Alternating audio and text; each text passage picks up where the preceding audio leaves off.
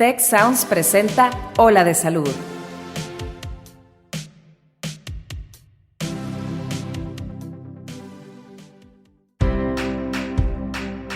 Esto es Ola de Salud.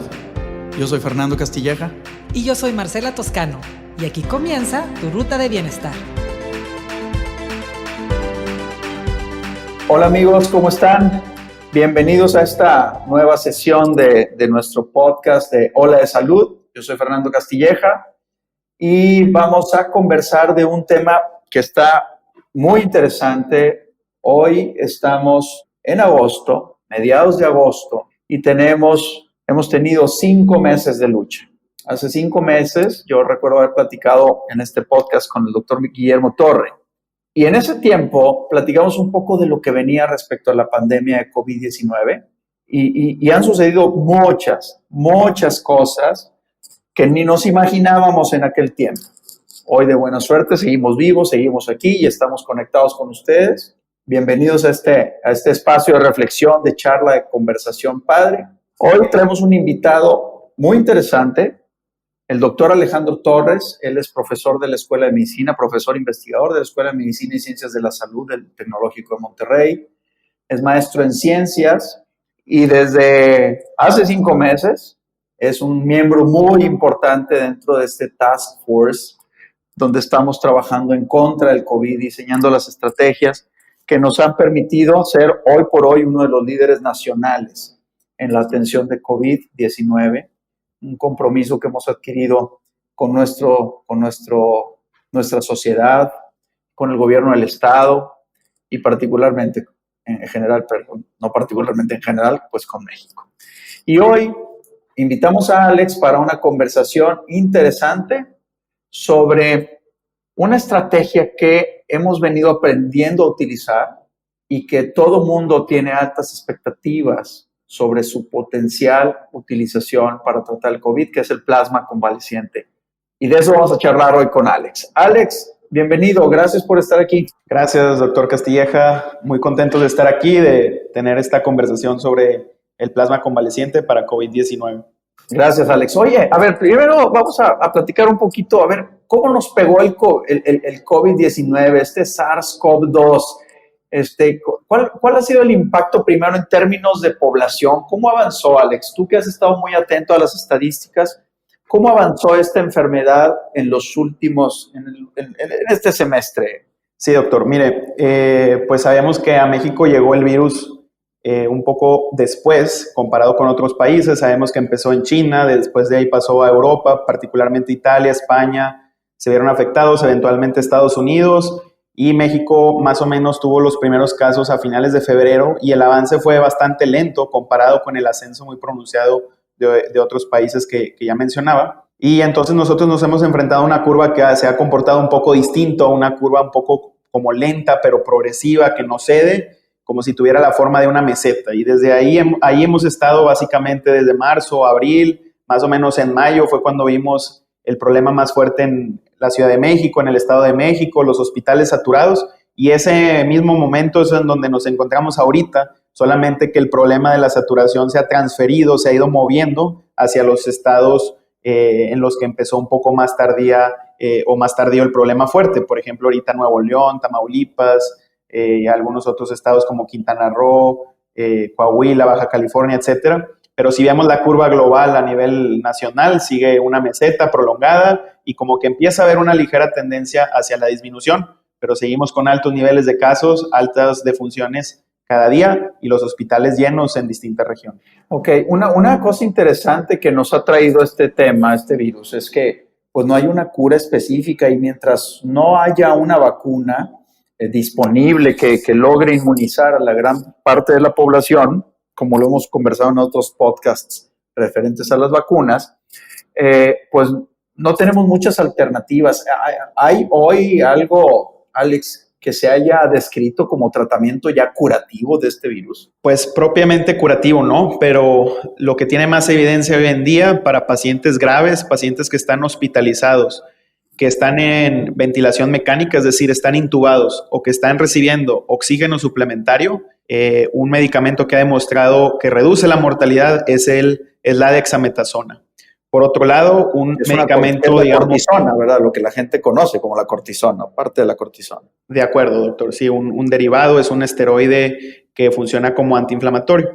Además de eso, y en términos, digamos, más específicos contra el virus, está el Remdesivir, que tiene una actividad, digamos, más específica contra un virus y que ayuda en el tratamiento de pacientes. Sin embargo, el problema ahí es que el acceso a este medicamento está más limitado, generalmente en estudios de investigación en México, pero muy limitado, y sobre todo en Estados Unidos es donde hay más acceso. Ahora, estos medicamentos pues tampoco han venido a cambiar la mortalidad de manera notable.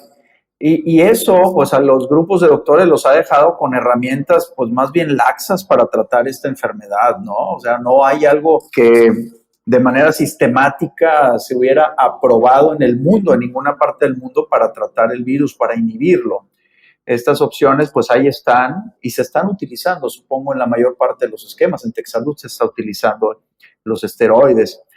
Sin embargo, a ver, en esta ausencia se han buscado muchas opciones recuerdo haber leído algunos reportes sobre el tema de plasma al inicio, por allá de marzo, febrero-marzo. El plasma se empezó a utilizar en China. Alex, ¿qué antecedentes hay para utilizar plasma como una terapéutica o como un tratamiento potencial para esta enfermedad? De acuerdo, doctor. Como usted bien menciona, estas otras alternativas que mencionábamos tienen un efecto que, digamos, no es muy importante, es un efecto pequeño. Entonces, eso ha mantenido a la comunidad buscando otras alternativas para el tratamiento de los pacientes. En general, la estrategia de utilizar plasma convaleciente, plasma convaleciente quiere decir que viene de una persona que ya tuvo la enfermedad y se recuperó. Entonces, el plasma convaleciente hay para COVID-19, pero también lo hay para otras enfermedades infecciosas, sobre todo enfermedades virales. Por ejemplo, en el 2014, en el 2000, otros virus respiratorios que causaron problemas importantes de salud por el SARS o el MERS específicamente hablando, fueron tratados también con plasma convaleciente de personas recuperadas de estas enfermedades, con resultados a veces beneficiosos, a veces quedaba un poco la duda si tenía un efecto. Con la situación de Ebola fue más o menos parecido. Se empezó a tratar de establecer esta estrategia de plasma convaleciente para tratar a los pacientes. Sin embargo, se hizo ya en fases tardías cuando el problema del Ebola iba disminuyendo y entonces no se pudieron concluir los estudios. Pero la experiencia, digamos, mundial del plasma es muy amplia. De hecho, en el problema de la de Spanish flu, de influenza la influenza española en 1918 se utilizaba plasma convaleciente. Entonces, la experiencia con esta estrategia tiene pues más de 100 años. El problema es que para SARS-CoV-2, para COVID-19, pues no necesariamente va a funcionar y eso es lo que no se ha terminado de demostrar. Interesante, o sea, entonces es una estrategia que no nos estamos descubriendo el hilo negro. El hilo negro ya estaba descubierto, pero probablemente no ampliamente difundida su utilidad, quizá por la calidad de los estudios. Ahora, en COVID-19, ¿hay algún reporte? Hablemos de eso y luego hablemos de cómo funcionaría tentativamente el plasma. Pero ahorita, ¿hay algún reporte publicado, escrito por alguien que diga, sí, es súper contundente y brutal, o todavía hay dudas de que funcione o de que sea seguro? Así es, doctor, todavía hay dudas. No hay un reporte contundente. La evidencia más contundente vendría de un estudio aleatorizado, controlado con un placebo, para demostrar que efectivamente el único factor que ayuda a estos pacientes a mejorar es el plasma convaleciente y no otros posibles factores confusores en un estudio clínico. Entonces, esa evidencia contundente no se tiene. De hecho, la FDA estaba revisando este caso y antes de darle una autorización de uso de emergencia, pues esta aprobación se puso en pausa para dar un poco de tiempo a recabar esa información más específica, a ver si sale algo más y dar una determinación si se va a dar esta aprobación de emergencia o no se va a dar. Ok, en el mundo, ¿cuánta gente está estudiando el tema del uso potencial del plasma convaleciente? ¿Tienes alguna noción? Pues hay una base de datos de estudios clínicos que se llama clinicaltrials.gov. Ahí están registrados una gran parte de los esfuerzos de investigación clínica que se hacen en el mundo. Sin embargo, probablemente hay algunos que no estén registrados ahí y pues sí, podemos observar que en distintos países, en distintas partes del mundo, existen protocolos activos que están reclutando gente, que están cerrando el análisis y son cientos de estudios de este tipo que están ocurriendo en el mundo. Es decir, la duda no está nada más en México, sino en todos lados del mundo, dado que algunas experiencias, ¿no? Pues, por ejemplo, los chinos y creo que en Corea del Sur, por ahí, se describieron casos exitosos por el uso de plasma, ¿no? De acuerdo. Sí, esta duda, digamos que nadie la ha logrado responder. Exacto. Ahora, nosotros hemos estado utilizando el plasma convaleciente y por ahí tuvimos un protocolo que estamos por cerrar y por terminar, empezar a tomar conclusiones. No vimos un tema de eficacia porque era una muestra pequeña, pero sí vimos que era seguro. Y ahorita nosotros tenemos más de 90 pacientes tratados con plasma, donde al menos no ha habido complicaciones atribuibles al plasma. ¿Esto nos da alguna posibilidad de investigar más este fenómeno, Alex? De acuerdo, doctor. Siempre en investigación clínica, pues un medicamento al que se le quiere dar una aplicación específica, en este caso el plasma, un medicamento o una terapia que se le quiere dar una recomendación específica, en este caso el plasma para COVID-19, tiene que pasar por un proceso que generalmente inicia con un estudio que llamamos de fase 1, el cual va con el objetivo de demostrar la seguridad. Primero, vamos a dar algo nuevo. Primero, lo más importante es demostrar que no hace más daño. Correcto. Y eso es la evidencia más fuerte que se tiene del plasma, que es seguro administrarle plasma a un paciente hospitalizado. Esa evidencia sí se tiene. Lo que no se ha terminado de contestar es si da un beneficio extra a ese paciente que está cursando con el COVID-19. Entonces, la evidencia que tenemos se dice que es una evidencia anecdótica.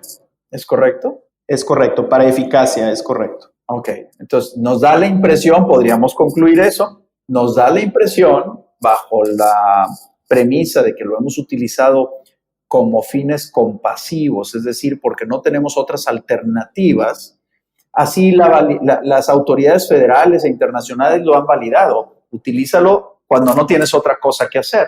Entonces, bajo esa evidencia, anecdóticamente podemos decir que es probable que les haya ido bien a algunos pacientes que lo han utilizado. Es correcto. Sin embargo, pues siempre ya a la hora de utilizar un medicamento o una estrategia en una población de personas que están enfermas, pues simplemente puede haber muchas diferencias en una población. La edad, la severidad del cuadro, simplemente el sexo y muchas otras características de los pacientes que hacen que contestar esa pregunta sea difícil debido a la heterogeneidad de la población. Entonces, demostrar ese efecto o contestar la pregunta de si es eficaz necesita de estudios de fase 2, de fase 3, estudios con muchas personas. Generalmente se controlan con la comparación con un placebo. Generalmente las personas se asignan de forma aleatoria a recibir el placebo o a recibir el plasma convaleciente y eventualmente se juntan estos resultados y se puede dar una respuesta más contundente basada en evidencia científica del efecto del plasma en este caso. Pues ojalá y podamos pronto estar participando en este estudio nacional. Se está llevando a cabo un estudio nacional actualmente dirigido por el Instituto Nacional de la Nutrición y ojalá y podamos estar participando para colaborar en resolver esta pregunta. Oye, Alex, vamos a cambiar un poquito a la otra pregunta que te hacía. A ver, ¿y cuál es la teoría detrás del plasma? O sea, ¿cómo vamos a asumir por un momento que pudiera beneficiar a la gente? ¿Por qué beneficia la sangre de alguien o el plasma de alguien que tuvo la enfermedad? ¿Por qué beneficia a alguien que está activamente enfermo? Sí, cuando una persona o un organismo el organismo se infecta por un virus, se echa a andar una respuesta del sistema inmunológico en contra del virus. Ya se ha demostrado que el virus del SARS-CoV-2, el nuevo coronavirus, sí inicia una respuesta inmunológica en el cuerpo humano. En general, la respuesta inmunológica tiene dos componentes principales, la que llamamos a través de anticuerpos y la que llamamos a través de células. En este caso, lo que buscamos con el plasma tiene todos los componentes que van disueltos en la sangre, menos las células. Y ahí disueltos van los anticuerpos. Entonces, cuando un paciente se recupera de la enfermedad, lo más probable es que haya desarrollado anticuerpos. La idea aquí es pasarle esos anticuerpos a una persona que está infectada actualmente, que a lo mejor todavía no está muy grave, pero está en el hospital, y en vez de esperarnos a que él haga sus propios anticuerpos, nos adelantamos un intervalo de tiempo dándole el plasma anticipadamente. Ese plasma que viene de otra persona que ya se recuperó y que ya tiene una cierta carga de anticuerpos contra el virus en su sangre. Ahora, esto es muy interesante. Estamos asumiendo que lo vamos a poner en el momento en que la gente tiene el virus activo, porque sabemos que la enfermedad del COVID-19 tiene varias fases, una donde hay virus activo, una donde ya no hay tanto virus y hay una respuesta inflamatoria pulmonar, y luego una donde hay una fase sistémica de inflamación con falla de los órganos, que son los pacientes en estado crítico. Entonces, esto tendría que ver, también es importante el tiempo en el que se le administra el plasma al individuo, ¿no? De acuerdo, doctor. De hecho, ese es uno de esos factores que a veces hace difícil contestar la pregunta, porque algunos estudios tratan de contestar la pregunta dando el plasma al principio, algunos los dan en fases más tardías, algunos no toman el criterio del tiempo y simplemente encuentran a un paciente y le dan el plasma. Y entonces ese tipo de factores puede oscurecer un poco ese resultado. Hoy la teoría más fuerte es de que el plasma tiene un efecto de inhibir la entrada del virus a las células y por tanto su momento probablemente más eficiente de administrarlo sea en las fases tempranas de la enfermedad. Un paciente que llegó grave a urgencias, que se hospitalizó y que no tiene muchos días con la enfermedad, está en las primeras etapas donde todavía hay una carga viral alta en el organismo, se le administra el plasma buscando que ese virus no infecte a las células. Ahora, el plasma en los protocolos actuales se ha administrado 1, 2, 3 veces, se administra todos los días. ¿Cómo ha sido esto? Sí, la mayoría de los protocolos se basan en 1, 2 o hasta 3 dosis. Sí hay algunos que se extienden un poco más, pero la gran mayoría caen en este rango de 1, 2, tal vez hasta 3 dosis, que generalmente se dan, se da una y se espera un periodo de 24 horas, se da la siguiente, se espera 24 horas y se da la tercera y última dosis. Ok, perfecto. Entonces, ahora, ¿hay algún mecanismo donde el plasma pudiera ser inseguro para la persona que lo recibe? ¿Hay algún riesgo? Sí, esto se trata de llevar al mínimo y es parte de lo que hace el banco de sangre cuando hace el estudio de la persona que va a donar el plasma. Entonces, hay unos criterios de preselección para ver si un paciente puede donar ese plasma. Se le hacen algunos estudios a ese plasma, que no tenga algunos otros virus presentes, que haya un nivel de anticuerpos también, que sea compatible con el paciente que va a ser el receptor, y si se cumplen todos estos criterios, el riesgo de un efecto adverso pues se reduce al mínimo. Y de hecho, para eso sirven estos estudios que mencionábamos antes de la fase 1, para demostrar que el plasma utilizado bajo estas condiciones y estos criterios sí hace segura su administración. Hoy en día, en un centro hospitalario que tenga el protocolo del plasma, todo esto ya se tuvo que haber definido y habría un riesgo mínimo de efectos adversos o de complicaciones por administrar el plasma. Sin embargo, ese riesgo nunca es de cero y sí puede haber pacientes que tengan una pequeña reacción alérgica, pero que generalmente es limitada y que se puede dar tratamiento ahí mismo rápidamente si se identifica a tiempo y que no lleva a un desenlace peligroso. Perfecto. Ahora, ¿ha habido algún estudio o tendrá este uso del plasma algún papel preventivo de la enfermedad? ¿Alguien se lo puede aplicar para que no le dé la enfermedad? Al menos para que no le dé la enfermedad, no hay a la fecha algún estudio registrado. Puede ser que exista en el mundo, pero al menos registrado no. Lo que sí hay es protocolos que están actualmente corriendo, donde pacientes que están ya infectados, se ha confirmado la enfermedad de COVID-19 en esta persona, pero que todavía no desarrollan una enfermedad grave, es decir, todavía no tienen que ir al hospital, se mantienen todavía con manejo ambulatorio, no tienen criterios de hospitalización, pero tienen algunos factores de riesgo con los que pudiéramos adelantarnos a pensar, bueno, esta persona tiene riesgo de complicarse, un adulto mayor, una persona que tenga alguna comorbilidad importante, un cáncer o algo así. Exacto. Y entonces a esas personas, antes de que tengan criterios de hospitalizarse, se les está aplicando plasma en algunos estudios en el mundo, tratando de buscar que esa enfermedad no evolucione, que el paciente no se complique y que no tenga que llegar al hospital. Sin embargo, todavía no está demostrado si esto ocurre así o no.